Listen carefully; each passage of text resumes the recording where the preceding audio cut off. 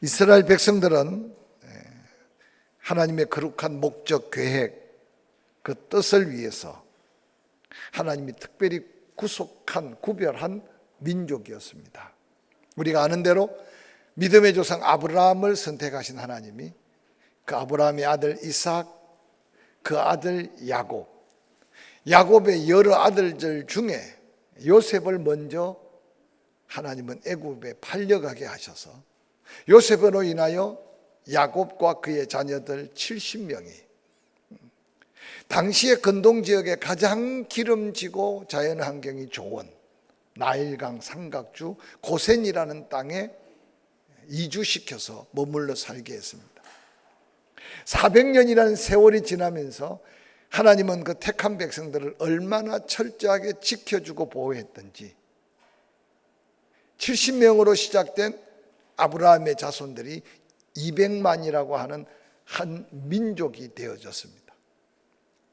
어느 날 이유 없이 지나친 고난을 당할 때 그들은 살 수 없다고 아우성치며 울부짖을 때 하나님은 이미 그 백성들이 그 땅에 연연하여 살지 않고 하나님의 약속의 땅을 바라볼 수 있는 믿음의 소망을 주면서 모세를 통해 그 백성을 인도합니다.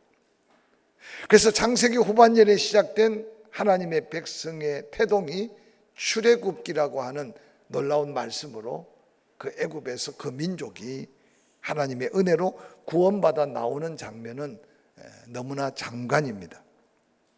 그런데 오늘 우리가 함께 묵상하려고 하는 이 말씀은 민수기서의 말씀인데, 민수기서는 출애굽한 이스라엘 백성들이 시내 광야에서부터 모압 광야까지, 즉 광야 38년의 광야 생활을 사건별로 또 그들이 거쳐가는 어떤 지역별로 그 가운데 하나님이 말씀하시고 역사하시며 그 백성들의 잘못 순종과 또한 순종하는 걸음들을 일일이 기록하고 있는 말씀이 오늘 본문에 읽은 말씀이 담겨 있는 민수기서입니다.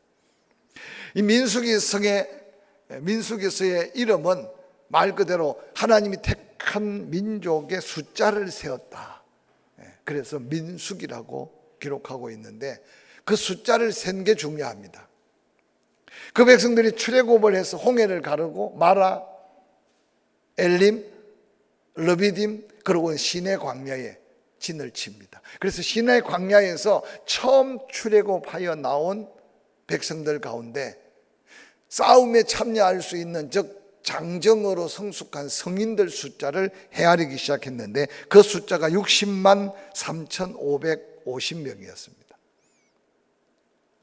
그래서 장정의 숫자, 싸움에 나갈 만한 20세 이상. 그러고는 우리가 잘 아는 민수기 13장, 14장에 가나안 땅을 정탐하고 난 다음 그들이 하루를 1년으로 계산하여 광야길을 방황하면서 불신앙했던 그들이 다 죽여가는 하나님의 어떤 섭리를 우리는 기억하고 있습니다. 그러고는 이 1세대들이 다 죽고 광야에서 태어난 2세대들, 출애굽한 미성년자들이, 장성한 세대들이 모압 평야에서 다시 한 번 더 하나님 택한 민족의 숫자를 계수합니다. 너무나 놀라운 것은 모압 광야에서 이스라엘 백성들을 계수했는데 60만 1,730명.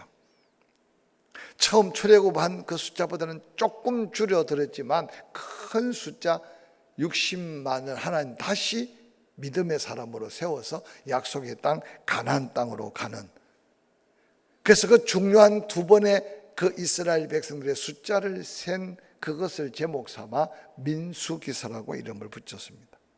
특별히 이 민수기서는 하나님이 약속의 땅 가나안으로 들어가기 위한 준비, 또 불순종으로 맞이하는 광야 생활, 그 일상을 자세히 기록하면서 하나님과 그 백성 사이에 일어난 여러 사건들을 아주 적나라하게 기록하고 있는 말씀입니다. 특별히 그 말씀 가운데 오늘 6장은 다른 성경 구절과 좀 다르게 특별히 하나님 앞에 스스로를 구별한 나실인의 제도와 제사장들에게 특별히 하나님이 이스라엘 백성들을 이렇게 축복하라 라고 하는 놀라운 말씀이 그 사이에 끼어져 있습니다.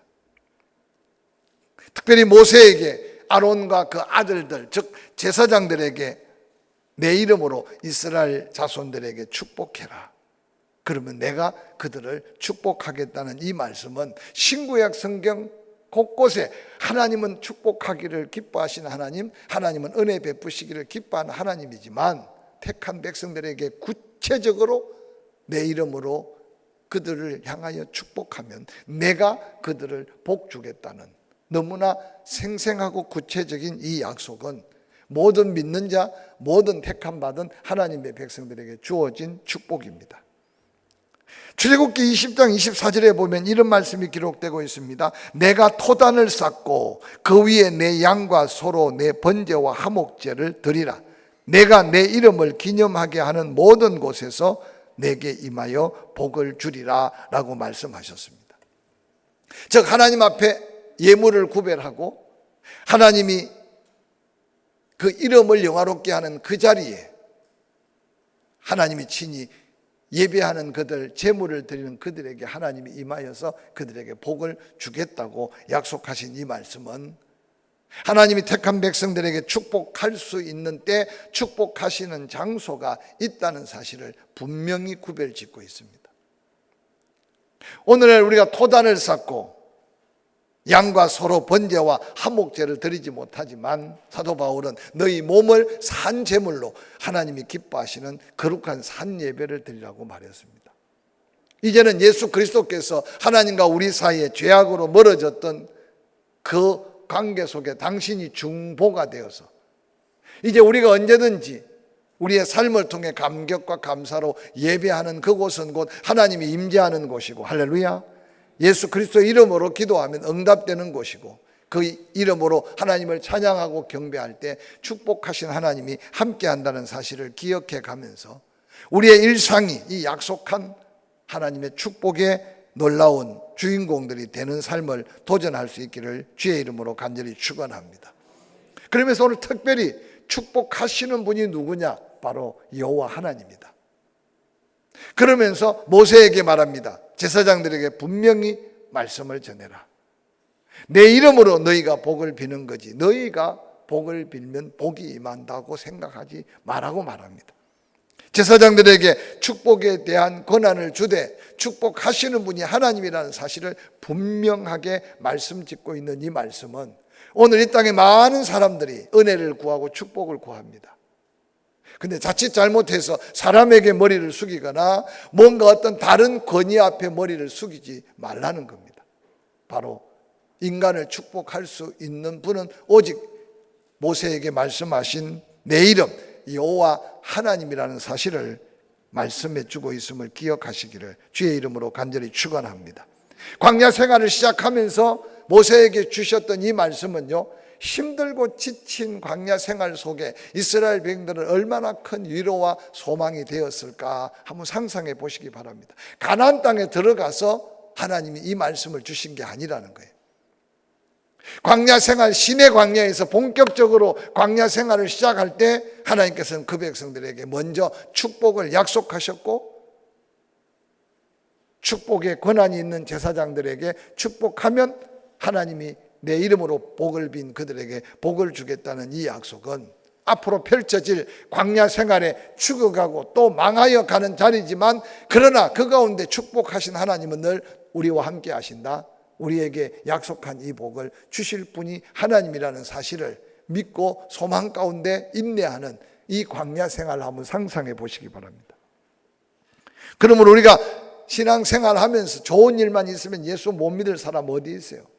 때로 내리막길도 있고 거친 가시덤불도 있고 세상에 갖가지 시험들이 많아요. 그러나 기억하세요. 이 축복의 말씀이 여러분 마음속에 주신 말씀이라면 이 말씀을 묵상해 가면서 한번 암송해 보시길 바랍니다.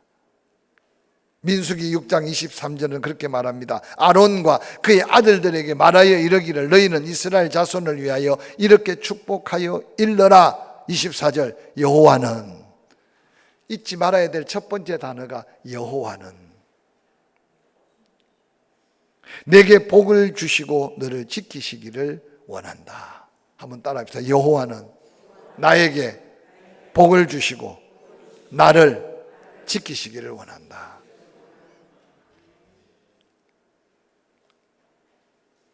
오늘 지킨다는 말은 히브리 원어로 사마르라는 말인데 그 뜻은 둘레에 가시 울타리를 친다라는 뜻입니다.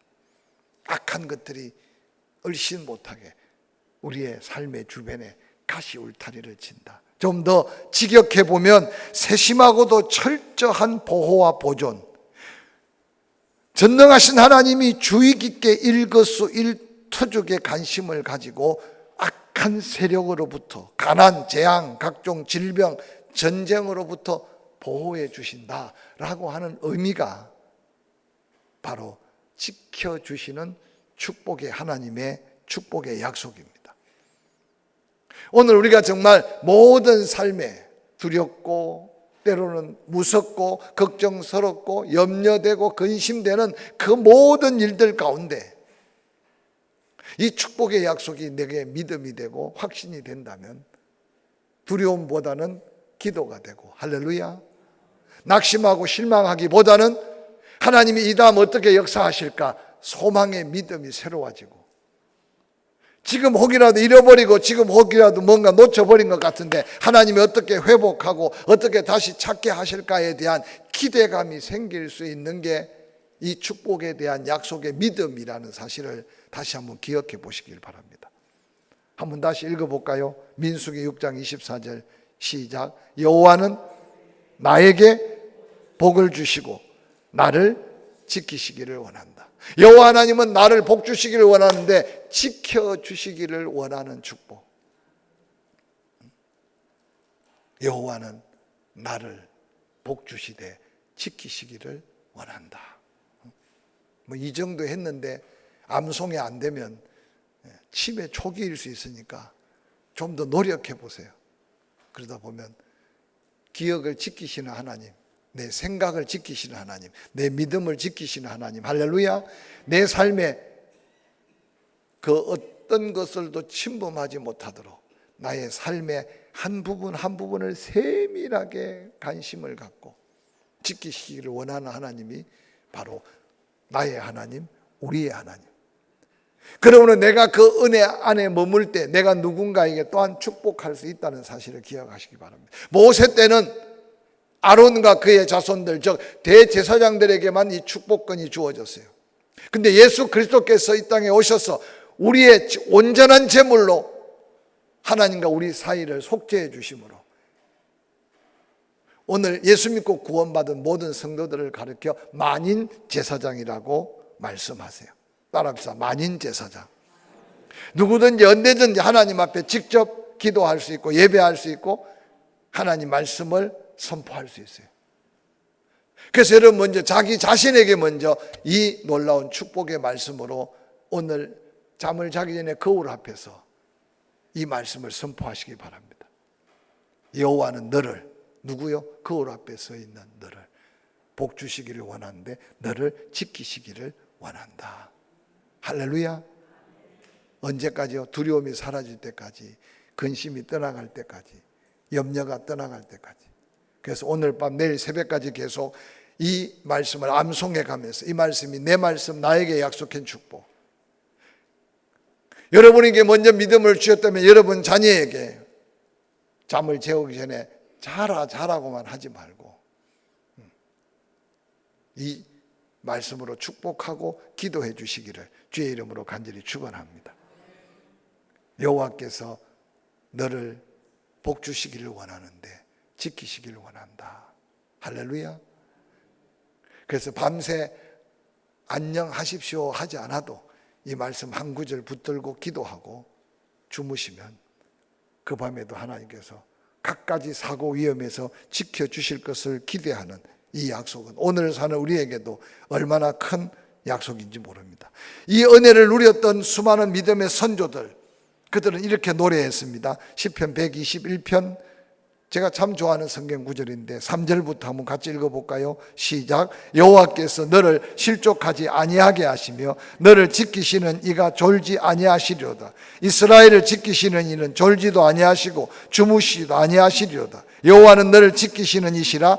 여호와께서 내 오른쪽에서 내 그늘이 되시나니 낮에 해가 너를 상하게 하지 아니하며 밤에 달도 너를 해치지 아니하리로다. 여호와께서 너를 지켜 모든 환난을 면하게 하시며 또 내 영혼을 지키시리로다. 여호와께서 너의 출입을 지금부터 영원까지 지키시리로다. 아멘. 이스라엘 백성들은요, 과거에 은혜 속에 살 때 예루살렘 성전을 올라가죠. 왜냐? 성전이 높은 산에 있으니까. 가족이 다 손을 잡고 이 찬양을 부르면서 하나님 앞에 나아가는 찬송이에요. 여호와는 너를 복주시기를 원하되 지키시기를 원한다. 다가오는 주일날 교회 올 때 이 시편 121편이 또 다른 여러분의 고백이 되기를 주의 이름으로 간절히 축원합니다. 그러므로 택한 주의 백성들, 눈동자같이 때로는 머리털까지 헤아리고 우리 체질을 다 아시기까지 하시면서 지켜주시는 분임을 확신하고 그 하나님께 은혜 안에 감사가 넘치기를 주의 이름으로 간절히 축원합니다.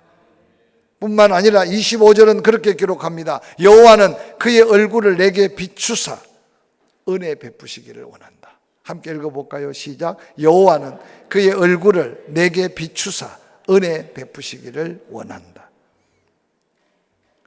이 얼굴이라는 것은 그 사람의 인격, 그 사람 전체를 의미합니다. 그래서 그 사람 아냐 모르냐는 그 얼굴 인식해서 아는 사람 모르는 사람이 아니라 그 사람을 아냐 그럴 때 벌써 떠오르는 게 뭐예요? 그 얼굴이 떠올라. 근데 얼굴만 아느냐가 아니라 그 얼굴을 안다는 것은 그 사람의 인격을 안다는 거예요. 근데 이 얼굴을 비춘다는 것은 사심없이 자기 전부를 드러내 보인다는 뜻입니다. 반대로 얼굴을 돌린다는 것은 쳐다보지도 않는 거 알죠? 그래서 성경에 때때로 하나님께서는 범죄한 이스라엘 백성들을 얼굴을 돌이켜 보지 아니하시는 말씀으로 심판을 의미할 때가 얼마나 많은지 모릅니다. 그런데 여호와의 영광의 얼굴은 그 얼굴이 함께 비추는 순간 하나님의 놀라운 그 크고 놀라운 영광이 은혜로 함께 비춰진다는 사실입니다. 여기 비춘다는 단어가 오르라는 히브리어인데 영광스러운 하나님의 그 광채로 인하여 연약하고 보잘것없는 인간에게 하늘의 영광이 덧입혀지는 것이 하나님의 얼굴을 향하여 들어 비추심의 은혜예요. 그런데 그것이 바로 하나님의 영광이 내게 비춰질 때 나타나는 증거가 우리는 은혜로 깨달아진다는 거예요.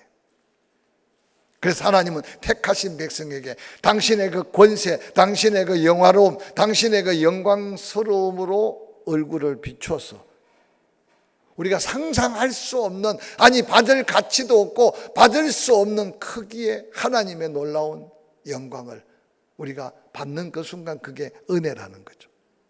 그래서 은혜란 말은 히브리어로 하나안이라는 말인데 하나님으로부터 인간에게 일방적으로 베풀어주는 특별한 사랑, 특별한 긍휼, 특별한 축복이 바로 은혜라는 거죠. 그래서 은혜라는 말은요, 세상의 가치로 붙여지지 않아요. 돈 좀 구워줬는데 은혜라고 말하지 않잖아요. 밥 한 그릇 사줬는데 그 은혜라고 말하지 않잖아요. 그래서 은혜라는 말은 하나님의 은혜, 하나님의 은혜와 비추어서 부모님의 은혜, 요즘은 별로 관심들이 없지만 스승의 은혜, 그 다음 별로 은혜라는 말을요 잘 안 붙입니다. 친구가 도와줬는데 은혜라는 말 씁니까? 그냥 도움이에요. 근데 하나님은, 여호와는 그 얼굴을 우리에게 비추사 뭐 베풀기를 원한다? 은혜 베풀어 주시기를 원한다. 근데 오늘 하나님이 그렇게 당신의 빛나는 영광의 얼굴을 비춰서 우리의 형편 처지를 다 아시고 우리가 땅에서 전혀 누릴 수 없는 그 은혜를 베풀어 주기를 원하는데 오늘 대부분 그 은혜를 받지 못하고 사는 사람이 있어요. 그것은 바로 우리의 마음밭이 닫혀 있을 때,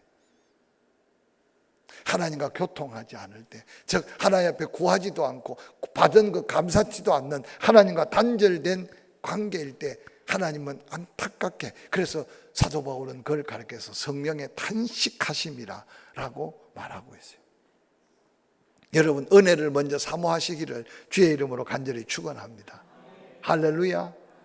하나님이 나를 바라보시고 계시는데 내가 외면하고 있다는 사실을 한번 상상해 보시기 바랍니다. 하나님이 예배를 통해 은혜 주시려고 기다리고 계시는데 내가 외면하고 있을 수 있어요. 오늘 많은 그리스도인의 삶이에요. 그래서 하나님을 경험하는 삶의 성경 공부 교재를 보면요, 하나님은 끊임없이 택한 자에게 말씀하셔.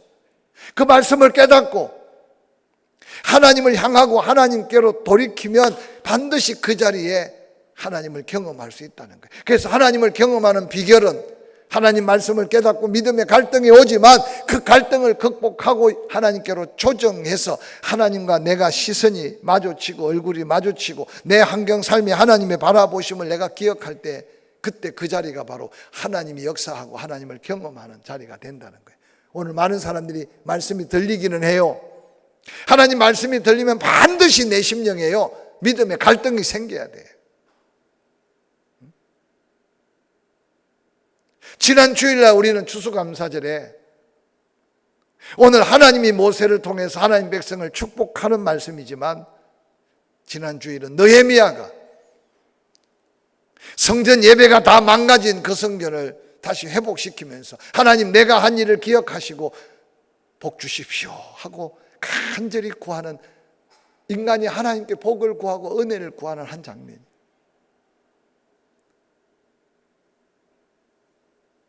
느헤미야가 또한 안식일을 지키지 않는, 하나님 앞에 약속한 그 거룩한 날을 구별하지 못한 그들을 다시 한번 성문을 일찍 닫고 다시 한번 장사꾼을 내어 몰고, 그러고는 온 백성이 하나님이 약속한 그 은혜의 날을 구별할 때 하나님 이렇게 그들이 결단했으니까 복 주십시오 하고 느헤미야가 간절히 사모해요. 어느 날 돌아보니까 세상과 짝해서 이방 여인들과 결혼하고, 그러고는 가정 안에 서로 의견소통이 안 되며 하나님이 그렇게도 싫어하는 우상의 마음을 빼앗긴 그들을 책망하면서 돌이키고 난 다음 느헤미야가 뭐라고 기도합니까? 하나님 보십시오. 다시 한번 복을 달라고 부르짖어 기도하는 모습을 통해서 우리가 받은 은혜 감사하되 약속한 그 은혜 우리가 더한 복을 구하자.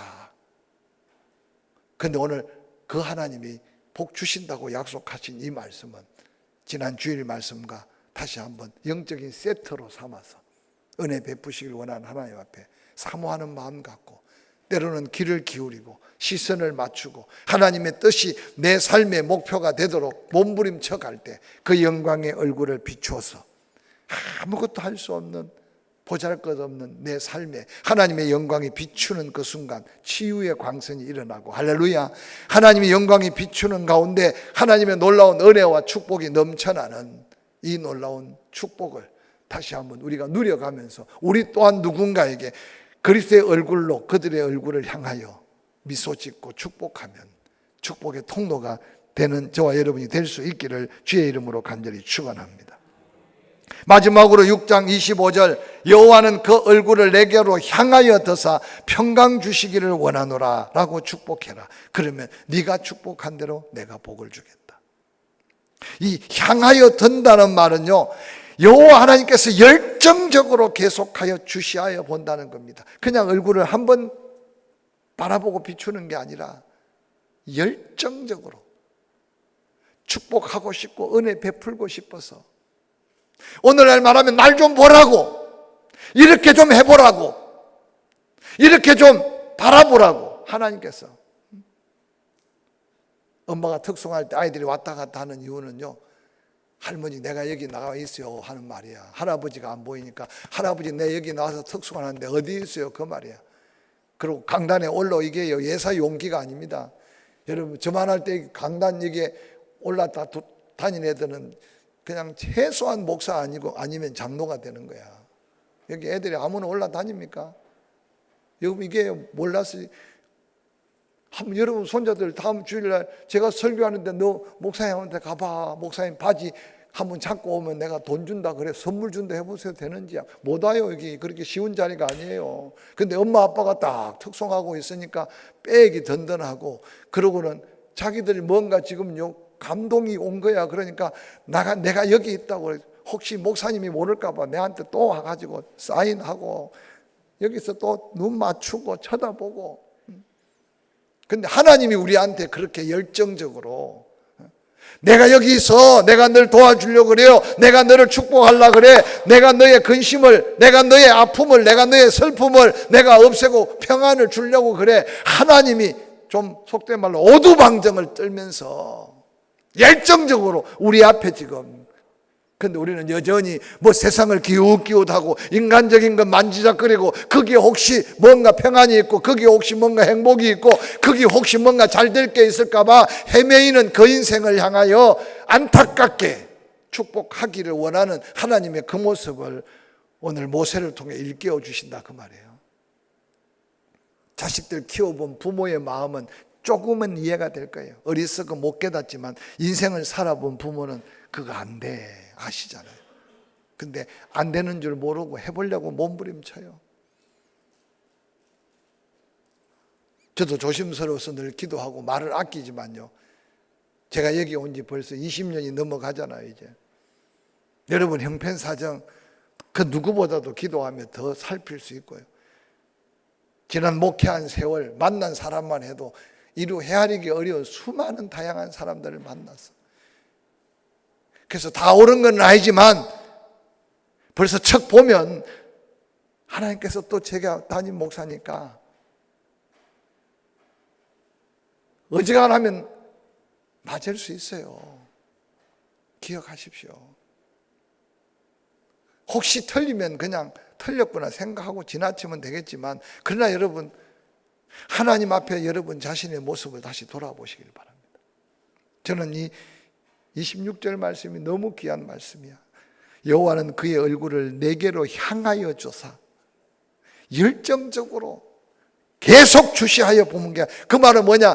바라볼 때까지, 깨달을 때까지, 이 평강을 누릴 때까지 하나님이 계속 우리 앞에서 바라보시고 말씀하시고 깨우치시고 성령을 통해 감동하시고. 할렐루야.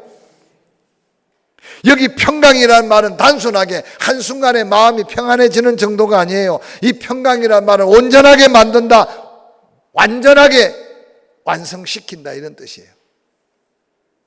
하나님은 우리의 삶에 때로는 깨어지고 때로는 우리 삶에 뭔가 문제투성인 삶을 하나님은 고치시기를 원하는데, 한순간 찌릿찌릿해가지고 그냥 눈물 정도 훑어주고 아픈 상처 한번 어루만을 주는 게 아니라, 우리의 인생이 하나님 앞에 온전해지도록 하나님께서는 완성시키시고 온전케 하시기를 원해서 열정적으로 우리에게 복 주시기를 원한다는 겁니다. 할렐루야.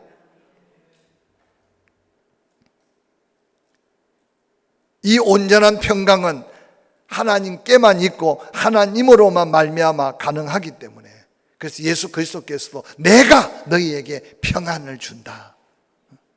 그 하나님의 평강이 우리 마음속에 느낄 수 있는 게 평안이에요. 내가 너희에게 평안을 준다. 하나님이신 말씀으로 오신 예수 그리스도 우리 안에. 그러면서 뭐라고 말합니까? 내가 주는 평안은 세상에서 얻을 수 없다. 뿐만 아니라 내가 준 평안을 누군가 빼앗아 갈 수 없다. 그 귀한 걸 보배인 줄 알고 귀한 줄 알고 얼마나 누리고 사는지 한번 살펴보시기를 바랍니다. 말씀을 마무리하려고 합니다. 오늘 수요일 저녁에 오신 분 호박 생각만 하지 마시고, 호박은 보너스고 이 귀한 축복의 말씀을 또다시 마음에, 그래서 꼭 암송해 보세요. 여호와는 너를 복 주시기를 원하시는데 지키시기를 원한다. 여호와는 그 얼굴을 내게 비춰서 은혜 베풀어 주시기를 원한다. 여호와는 그 얼굴을 내가 볼 때까지, 온전해질 때까지 들고 향하여 두사 나에게 평강 주시기를 원한다. 할렐루야.